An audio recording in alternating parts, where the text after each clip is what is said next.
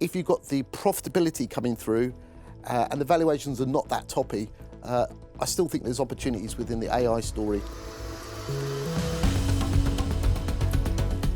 I'm delighted to welcome a guest from just around the corner here in London, Daniel Casali, whose office is based in nearby Gresham Street, where he is Chief Investment Strategist at Evelyn Partners. Hi, Yuri. And what kind of tea are you drinking today? Oh, just English breakfast, I think. English breakfast. Any reason in particular? Oh, it just gets me going. You know, we need something to keep us going. Some people are having a bit more than the tea to keep them going, I believe. I'm not surprised, really. And you wrote a really nice piece for us, Matrix Markets Unplugged, where you're asking, should investors be taking the blue pill or the red pill for 2026? And what were your conclusions? Blue pill is taking an illusionary look, and the red pill is really about reality. I would very much argue that you should be taking the red pill, because if you look at markets taking the blue pill, this can look at things like the bond markets, where traditionally they're giving you a whole load of portfolio protection. That hasn't happened all the time, and particularly when governments have not really cracked down on welfare and debts and deficits are rising. Whereas if you take the red pill, which really looks at embracing company profitability, and where profit margins are at record highs, people don't actually see that. I think that it's the red pill looking at the equity markets rather than the bond markets. Of course, bonds have a place in portfolios, but it's really the shorter duration bonds which are driven by central banks. The longer durations are more driven by debt sustainability, and I think that's going to be a big issue over the longer term. And are you taking the red pill perhaps because you're an Arsenal fan as well? I'd love to do that. They're doing quite well, waiting for the collapse. But I think when you break down the red pill and you find out where are the opportunities within the equity market, it's really about the sectors that embrace data. And that's the one thing that we're seeing huge amounts of. To give you a perspective, each year there's something like 180 zettabytes that's been created in data. And 1 zettabyte is equivalent to the data stored on 250 billion DVDs. And so with all of this data that's being created, it's sectors that are able to use that data to make profits out of, or also has an intrinsic value. So you're looking at things like communication services, IT, and banks within financials. These are the areas of the market that are able to utilise that data and try and either coerce us to buy stuff or to cut costs. So, for example, banks may look at this data and know who to lend money to reduce debt defaults, for example. But with this data-driven future, there's a dangerous, another one of our commentators, Peter Corey, suggests, of overexposure to the Mag 7. I mean, well, the thing is, with data, it's something that's going to be with us for some time to come.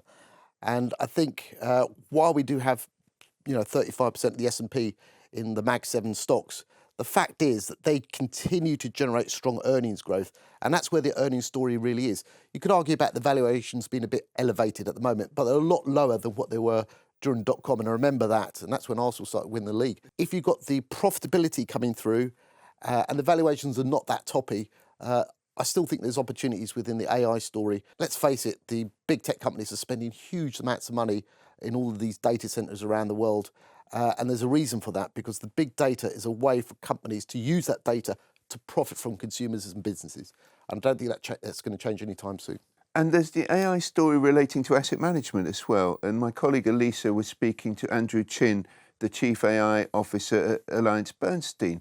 And Andrew's very much saying that his analogy, slightly different. You have the Matrix analogy. He had the Iron Man analogy, his favourite film. And he's saying inside the suit, you still have a smart subject matter expert, a smart research analyst, a smart portfolio manager, but they're surrounded by that armour that gives them the speed, the strength and capabilities they didn't have before. I feel it slightly differently. I think the human aspect is hugely important.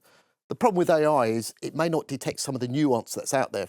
So I'll give you some examples. Firstly, Donald Trump, when he had Liberation Day, the 2nd of April, did he really mean raising tariffs? We found out a couple of days later that he didn't really mean it, and that it was all about the art of the deal, trying to profit out of it, to create deals, basically. Or you could look in China, for example. If you went back to February 2025, you had Jack Ma, the boss of Alibaba, and he was shaking hands with President Xi. He disappeared before that. He had disappeared in the gulag somewhere. I don't know where he was. The Chinese state was backing technology companies. The reason behind this was geopolitical, because President Xi wanted to come into negotiations with President Trump with a strong hand to show that the Chinese tech companies a viable product against the US tech companies. So the problem with AI is, does it really get these subtle messages?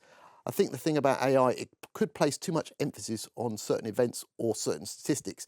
I think the reality is you've got to look through some of the noise, look through some of that smokescreen and focus on the areas that really matter. And that, let's face it, it's really about interest rates and it's about earnings. Those are the two key drivers of the equity market. Well, I've been speaking to quite a few portfolio managers recently about how they use AI, how they use data. Do they incorporate geopolitics into their decision making? They're saying that instead of bonds at the core of the portfolio, we should be having gold at the core of the portfolio. And the key to this really goes back to the Russian invasion of Ukraine in February 2022. That's when the West confiscated roughly 80% of the Russian central bank's foreign exchange reserves. What that meant was a weaponization effectively of the dollar. So other central banks, talking the Chinese, maybe the Indians, the Turks, their wealth funds and their central banks are now having to buy gold as an asset to hold. Gold doesn't have liabilities, whereas government debt does. Plus, the Chinese will be looking at Western government bonds markets with suspicion because they could be subject to secondary sanctions. So for the Chinese, it's not about necessarily a return on your investment, it's about a return off your investment. So they've been buying huge amounts of gold, keeping it within their borders, and eventually they want to have their own currency that's backed by something like gold. And I think in the long game, which is China looking at, I think the renminbi backed by gold might be an alternative to the US dollar, because at the end of the day, the Chinese are totally beholden to the dollar financial system. The US could cut them off if they really wanted to. Of course, they'd hurt their own economy. But for the Chinese, they want to be independent, especially against the US dollar.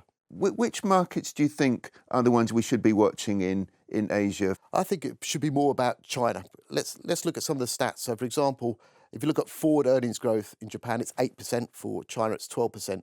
And China trades at a discount to the Japanese market, 17 against 13.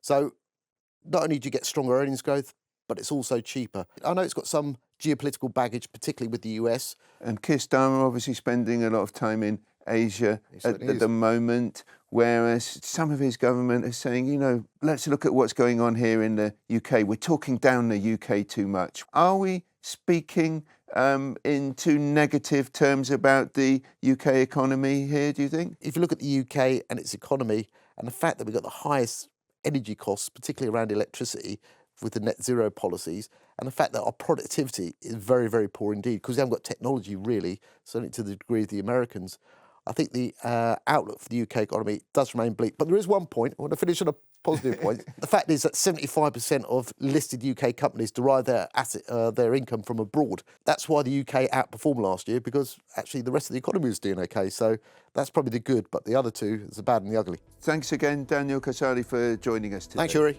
Sadly, that's all we have time for, dear viewers. Please keep sending in your questions, and I look forward to seeing you next week, when we will be discussing some key investment themes for the year ahead in our PWM Tea Break.